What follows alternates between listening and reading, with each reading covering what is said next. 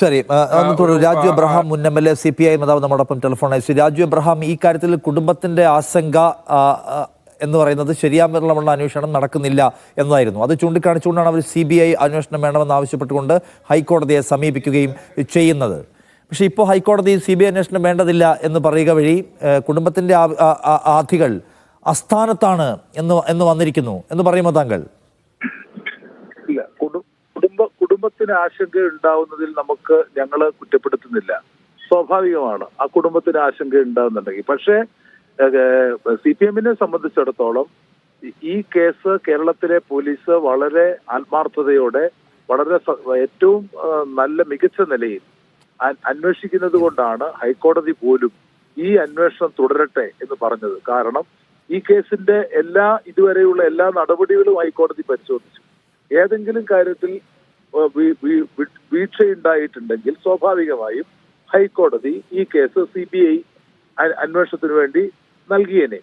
CBI അന്വേഷണം എന്ന് പറയുന്നത് ഞങ്ങൾ പൊതുവെ CBI അന്വേഷണം സംബന്ധിച്ച് എടുത്തിരിക്കുന്ന നിലപാടിന്റെ അടിസ്ഥാനത്തിലാണ് ഇവിടെയും ഞങ്ങൾ CBI അന്വേഷണം വേണ്ട എന്ന് പറഞ്ഞു. അല്ലാതെ നവീൻ ബാബുവിന്റെ കുടുംബത്തിനോടുള്ള പ്രത്യേകമായിട്ടുള്ള എന്തെങ്കിലും കാര്യം വെച്ചുകൊണ്ടല്ല, മറിച്ച് CBI അന്വേഷണത്തെക്കാൾ മികച്ച അന്വേഷണം കേരള പോലീസ് നടത്തുന്നുവെങ്കിൽ ആ അന്വേഷണമാണ് നല്ലതെന്ന് ഹൈക്കോടതി പോലും ശരിവച്ചിരിക്കുന്ന ഒരു സാഹചര്യമാണ് ഇപ്പോൾ ഉണ്ടായിരിക്കുന്നത്.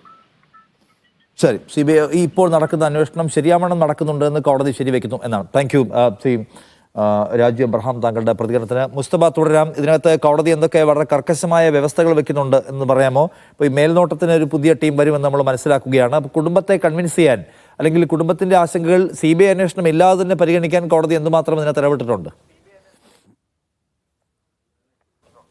തീർച്ചയായും ആ ഒരു ആംഗിൾ കൂടി പരിശോധിക്കപ്പെടണം നിഷാദ്. അതായത് നിഷാദ് ഇപ്പോൾ സൂചിപ്പിച്ച ഏറ്റവും പ്രധാനപ്പെട്ട ഒരു കാര്യമാണ്. അതായത് CBI അന്വേഷണം വേണമെന്നുള്ളൊരു ആവശ്യത്തിൽ കുടുംബം കുറേ അധികം കാര്യങ്ങൾ കോടതിക്ക് മുമ്പിൽ നിർത്തിയിരുന്നു.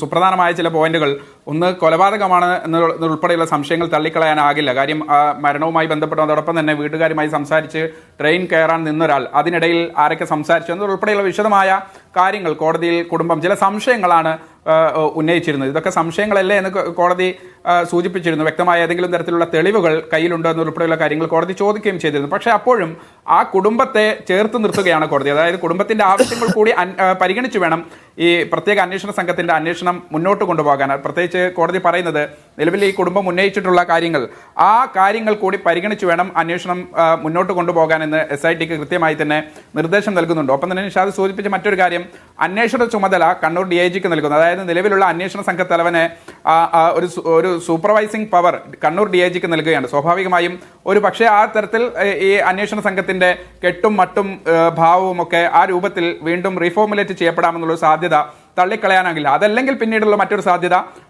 നിലവിൽ അന്വേഷണ ചുമതലയുള്ള ഉദ്യോഗസ്ഥനെ മാറ്റി അല്ലെങ്കിൽ ഒരു പുതിയ അന്വേഷണ മേൽനോട്ടം വഹിക്കാൻ മാത്രം ഒരു ഉദ്യോഗസ്ഥനെ വെക്കുക എന്നുള്ള രൂപത്തിലായിരിക്കും. മാത്രമല്ല കുടുംബത്തിന് ഈ അന്വേഷണ പുരോഗതിയുമായി ബന്ധപ്പെട്ട് സമയാസമയങ്ങളിൽ കൃത്യമായി തന്നെ ഈ പ്രത്യേക അന്വേഷണ സംഘം അപ്ഡേഷൻ നൽകണമെന്നുള്ള കൃത്യമായ ഉപാധി കൂടി കോടതി പറയുന്നുണ്ട്. ആ തരത്തിൽ കുടുംബത്തിന്റെ ആവശ്യം പൂർണ്ണമായി തള്ളാതെ എന്നാൽ പോലും CBI അന്വേഷണം വേണ്ടതില്ല, നിലവിൽ സത്യസന്ധമായി മുന്നോട്ട് പോകുന്നൊരു അന്വേഷണ സംഘം, അതായത് കൃത്യമായി തന്നെ ഈ കുടുംബം ഉന്നയിക്കുന്ന എല്ലാ ആക്ഷേപങ്ങളും കൂടി പരിഗണിച്ച് ഒരു കൃത്യമായ അന്വേഷണം നടക്കണമെന്നുള്ളൊരു കാര്യമാണ് കോടതി പറഞ്ഞത്. കോടതി നേരത്തെ തന്നെ പറഞ്ഞത് അപൂർവമായ സാഹചര്യങ്ങളിലാണ് ഒരുപക്ഷെ CBI ഒക്കെ വരേണ്ടതുള്ളൂ. നിലവിൽ ഈ കുടുംബം ഉന്നയിച്ച കാര്യങ്ങളിലേക്കൊക്കെ അന്വേഷണം കടന്നിട്ടുണ്ട്, അല്ലെങ്കിൽ പ്രത്യേക അന്വേഷണ സംഘത്തെ ആദ്യഘട്ടത്തിൽ നിന്ന് മാറ്റി പുതിയൊരു അന്വേഷണ സംഘത്തെ തന്നെ പ്രഖ്യാപിച്ചിട്ടുണ്ട് എന്നതുൾപ്പെടെയുള്ള കാര്യങ്ങൾ സർക്കാരും പോലീസും കോടതിയിൽ കൃത്യമായി തന്നെ നിലവിൽ ഈ കേസന്വേഷണ പുരോഗതിയുമായി ബന്ധപ്പെട്ട മുഴുവൻ റിപ്പോർട്ടും അതോടൊപ്പം തന്നെ നിലവിൽ ശേഖരിച്ചു വെച്ചിട്ടുള്ള ഓരോ വിവരങ്ങളും കോടതിക്ക് മുമ്പിൽ വളരെ വിശദമായി തന്നെ വാദം കേട്ടതിന് ശേഷമാണ് കോടതിയും ഇത്തരത്തിലുള്ള ഒരു തീരുമാനത്തിലേക്ക് പോകുന്നത്. സ്വാഭാവികമായും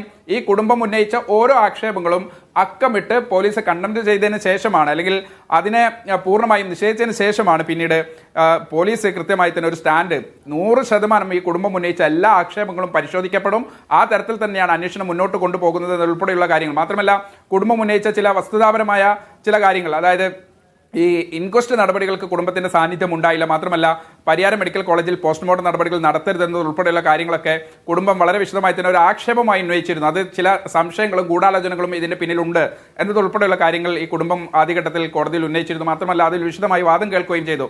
പക്ഷെ അതിനെല്ലാം തള്ളിക്കൊണ്ടാണ് ഒരു ഇൻക്വസ്റ്റ് നടപടികൾ പുരോഗമിക്കുന്ന സാഹചര്യത്തിൽ കുടുംബത്തിന്റെ സാന്നിധ്യം, അടുത്ത ബന്ധുക്കളുടെ സാന്നിധ്യം വേണമെന്ന് ഈ നിയമത്തിൽ എവിടെയും നിർബന്ധമില്ല. മാത്രമല്ല വിശ്വസനീയമായ ചില സാക്ഷികളെ കൂടി മുൻനിർത്തിക്കൊണ്ടാണ് അതിന്റെ മുഴുവൻ വിശദാംശങ്ങളും കോടതിയിൽ ഹാജരാക്കിയിരുന്നത്. അത്തരത്തിൽ എല്ലാ പഴുതുകളും അടച്ച് അന്വേഷണം മുന്നോട്ട് കൊണ്ടുപോവുകയാണ്. മാത്രമല്ല ഈ CCTV ദൃശ്യങ്ങൾ ശേഖരിച്ചില്ല. റെയിൽവേ സ്റ്റേഷൻ പരിസരം, നവീൻ ബാബുവിന്റെ ഔദ്യോഗിക വസതി ഉൾപ്പെടെയുള്ള സ്ഥലങ്ങളിലെ CCTV ദൃശ്യങ്ങൾ പരിശോധിച്ചിട്ടില്ല. അതിന് ഉപോത്പലകമായി കുടുംബം പറഞ്ഞ ചില കാര്യങ്ങൾ, ഈ കുടുംബം ഇത് ചില ഗൂഢാലോചനകൾ ഇതിന് പിന്നിൽ നടന്നിട്ടുണ്ട് എന്ന് പറയാൻ കാരണം യാത്രയപ്പ് ചടങ്ങ് കഴിഞ്ഞതിന് ശേഷം പിന്നീട് ചില സംഭവ വികാസങ്ങൾ നടന്നിട്ടുണ്ട്. അതിന് മനംനൊന്തായിരിക്കണം, അല്ലെങ്കിൽ ആ തരത്തിൽ ചില ഗൂഢാലോചനകളുടെ പരിണിത ഫലമായിരിക്കണം ഒരു പക്ഷേ ഇത് ഇങ്ങനെ ഒരു പെട്ടെന്നുള്ളൊരു മരണം സംഭവിച്ചത്. അത് ആത്മഹത്യ തന്നെയാണോ എന്ന് വിശ്വസിക്കാൻ കുടുംബത്തിന് ചില പ്രയാസങ്ങളുണ്ട്. പ്രത്യേകിച്ച് അടുത്ത ദിവസം തന്നെ വീട്ടിലേക്ക് പോകാൻ ടിക്കറ്റ് ബുക്ക് ചെയ്ത് കുടുംബങ്ങളുമായി വളരെ വൈകിയും സംസാരിച്ച ഒരാൾ അങ്ങനെ ആത്മഹത്യ ചെയ്യുന്ന